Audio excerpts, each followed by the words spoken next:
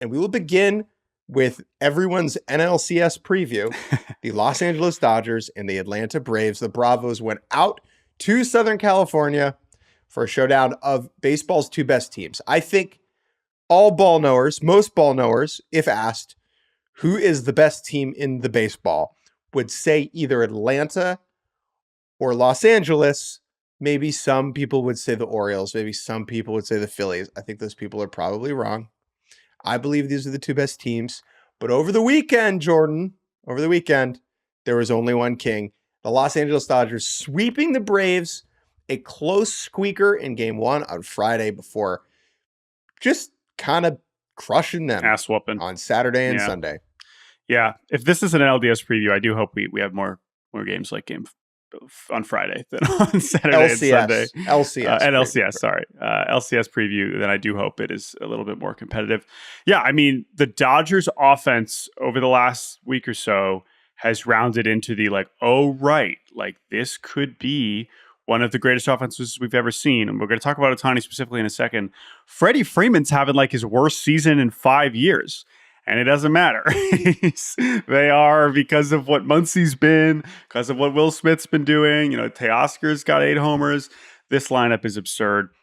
And I know you want to kind of hit on some of the Braves pitching, which we can here. But yeah, that was my takeaway from this weekend is when you see this Dodgers team rolling, they're going to get Buehler back tonight as well. They got the Marlins coming to town.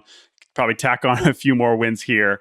It was stark. And, I think the Braves, it was a situation where, because the Braves, while their offense has also been amazing, they're not all clicking yet for all their stars either. And that was kind of part of the issue. But obviously the pitching was a bigger concern. Let's focus in on a couple things. So the Dodgers offense looks amazing. However, James Outman has been terrible. Chris Taylor has stayed horrible. Kike Hernandez has been a little bit better, but is still pretty bad.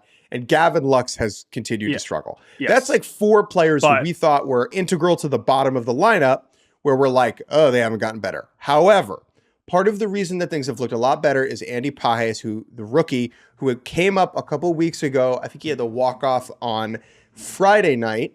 Walk-off single has been sensational for them. He has yet to walk. He has a 25% K rate. I think at some point that will come back to bite him in the butt a little bit.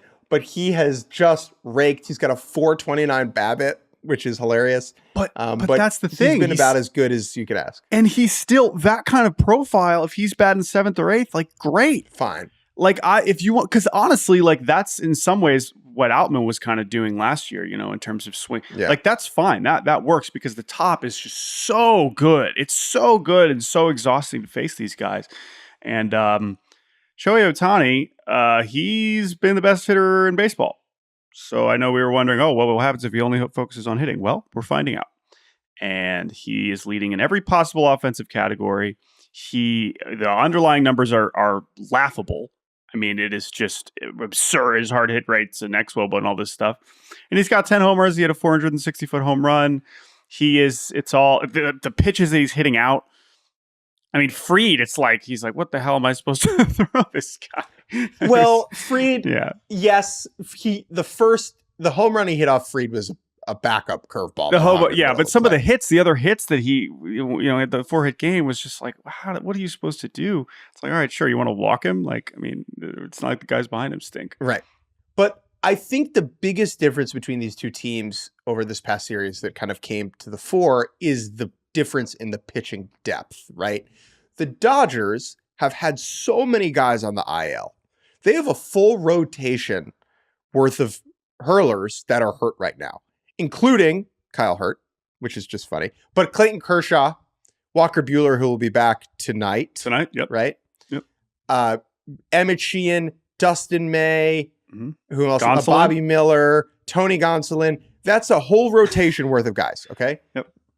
And they have had Gavin Stone was very good on Friday. James Paxton was very good on Sunday. Walker Buehler was predictably great on Saturday. They have been able to fill in those gaps because of the pitching depth. Atlanta does not really have that.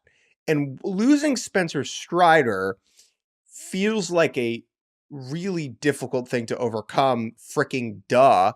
But what this series elucidated for me was, what does the playoff rotation look like in Atlanta?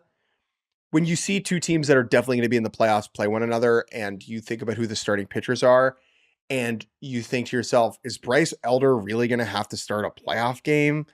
And the answer is maybe. And like, we saw how that went last year.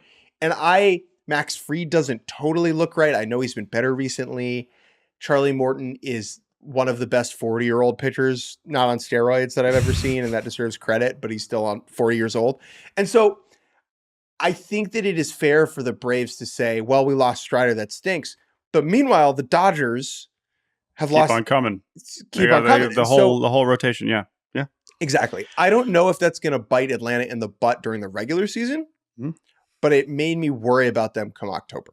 I agree. The one name you didn't mention, which it feels unfair to say, oh, he's bailed them out, because what a signing and what a, sign of foresight. Reynaldo Lopez has been spectacular.